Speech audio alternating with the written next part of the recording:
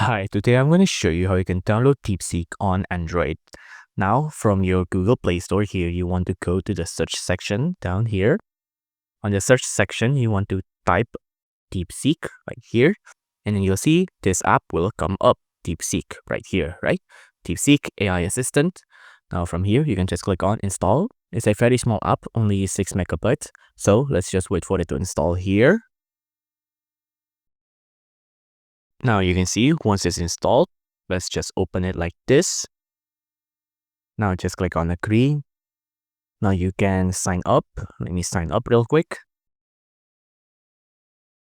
Now once I'm signed in, you can see now I have DeepSeek running on my phone just like this. You can see it works. I can ask it stuff like code me a simple Discord bot, for example,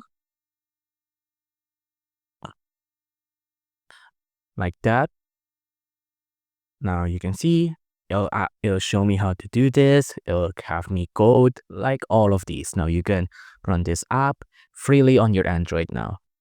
If you like this video, please consider liking and subscribing.